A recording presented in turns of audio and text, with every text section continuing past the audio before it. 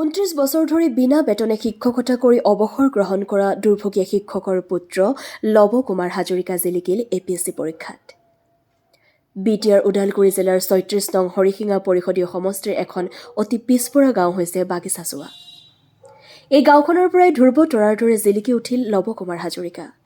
উল্লেখযোগ্য যে লৱ কুমাৰ হাজৰিকাৰ পিতৃ দুগ্ধ হাজৰিকাই সুদীৰ্ঘ 29 বছৰ ধৰি বন নগৰী হাইস্কুলৰ পৰা বিনা বেতনে শিক্ষকতা কৰি অৱসৰ গ্ৰহণ কৰাৰ দুখ কষ্টৰ ধৈৰ্যৰ মিঠা ফলৰ সোৱাদ দিলে সুপুত্ৰ লৱ কুমাৰ হাজৰিকাই। উল্লেখযোগ্য যে লৱ কুমাৰ হাজৰিকাৰ পিতৃ মাতৃহালে এসাঁজ খাই এসাঁজ নাখাই হলেও পুত্ৰক পঢ়া শুনাৰ দায়িত্ব মূৰ পাতি লৈ কৰা অশেষ চেষ্টাৰ ফল পুত্ৰই পিতৃ মাতৃক উপহাৰ দিলে এপিএছচি পৰীক্ষাত সফল হোৱাৰ এক অনবদ্য কৃতিত্ব। উল্লেখযোগ্য যে লৱ কুমাৰ হাজৰিকাৰ এই খবৰ সদৰি হৈ পৰাত অগণন আলহী অতিথিয়ে ভৰি পৰে লৱ কুমাৰ হাজৰিকাৰ ঘৰত। লৱ কুমাৰ হাজৰিকাৰ এই কৃতিত্বত গাঁওবাসী আনন্দত আত্মহাৰা হৈ এক শান্তিৰ সমদল উলিয়ায়। আহকচোন লৱ কুমাৰৰ এই কৃতিত্বৰ সন্দৰ্ভত পিতৃ মাতৃ আৰু পুত্ৰৰ লগতে এগৰাকী আইতাই আনন্দত আত্মহাৰা হৈ সাংবাদিকক কি ক'লে জানো আহকচোন। কলাইগাঁৱৰ পৰা Bhuban বনিয়াৰ report AIN live.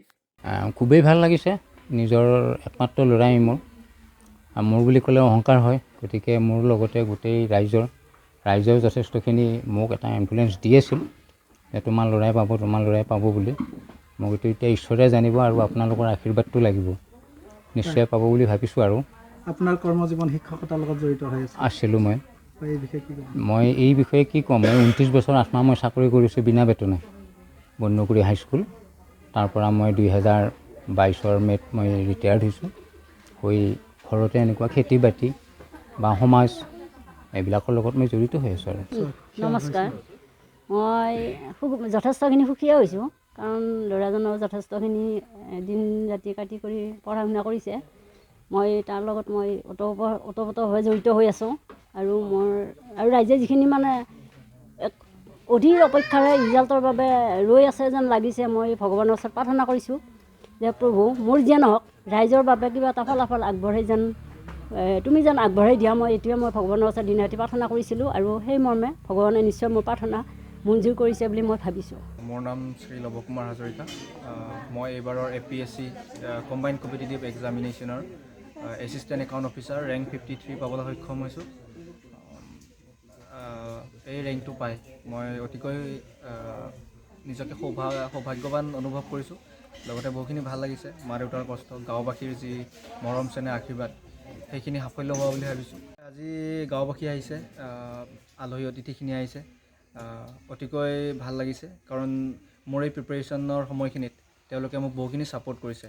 Mentally হওক বা ফাইনেন্সিয়েলি হওক বহুখিনি তেওঁলোকে ছাপোৰ্ট কৰিছে। মৰেলি তেওঁলোকে যেতিয়াই মোৰ মৰেলি বা যিটো এটা লং প্ৰিপেৰেশ্যনত যিখিনি লাগে তেওঁলোকে সদায় কৈছে যে তুমি পাৰিবা। মই ভাবোঁ যে সেইখিনি বহু তেওঁলোকে সহায় কৰিছে।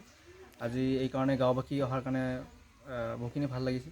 মই কৈছোঁৱে মানে ভিজনাৰী এটা স্কিম লঞ্চ কৰিছে তেওঁলোকে, প্ৰগ্ৰেম এটা লঞ্চ কৰিছে।